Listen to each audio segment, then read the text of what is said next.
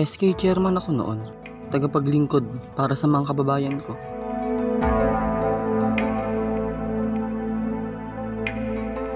Tapos, naging pokpok ako.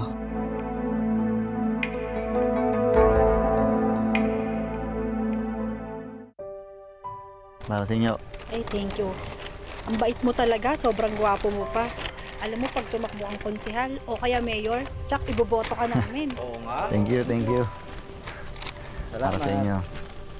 Isa, okay ka lang? Sige po. Sumama pang ramdam mo? Salamat po. Para sa inyo. Naalala ko pa rin kasi kuya yung panaginip ko kagabi. Na may masamang mangyayari sa'yo sa pamimigay ng relief goods. Ako ba, panaginip lang yan. Hindi yan magkakatotoo. Eh kasi ang daming may galit sa'yo eh. Si Kagawad, tsaka ilang mga kapitan. Kasi binubunyag mo yung mga baho nila. Hindi naman sila yung pigilingkuran ko eh. Hindi yung mga taong nasalanta ng bagyo. Kaya ikaw, chill ka lang. Ha? Tsaka isa pa, patapos na rin naman yung termino ko in 2 weeks eh. Alam mo, isa gito na lang. After natin mamigay dito, pupunta tayo ng mall. Bibiling ko yung favorite light stick ng mga K-pop idols mo. Talaga, kuya? Oo, para sa'yo. Promise yan, ha? Oo naman. O sige na, isin mo muna yan. Para madami-dami tayo mabigyan ng mga nasalanta dito. Kawawa naman siya.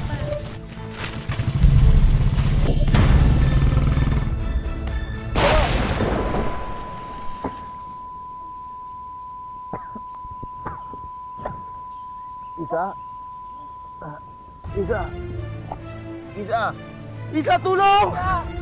Isa! Dahil sa blast injury, naapektuhan yung pandinig ng kapatid mo. We have to perform an operation to prevent further infection. Yun lang nga, medyo malaki yung aabutin ng operation. Sorry.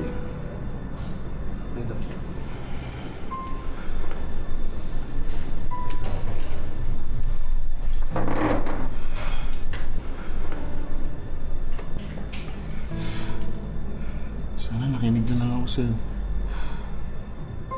Saan? Di tayo tumuloy ng relief operations.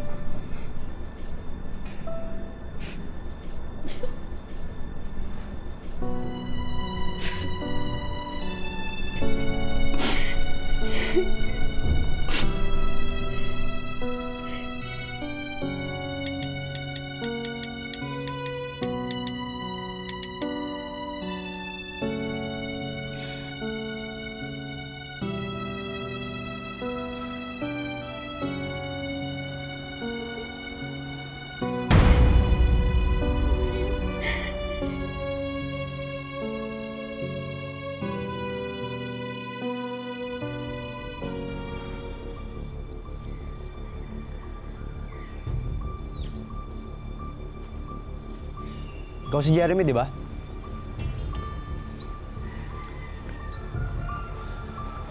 Matagal na kitang sinusundan. Yung kapatid mo nasa ospital. Sino ka ba? Ako si Manny. May offer ako sa yung trabaho.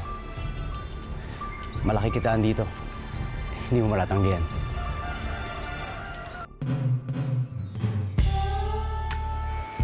Agents ang tawag sa inyo dito.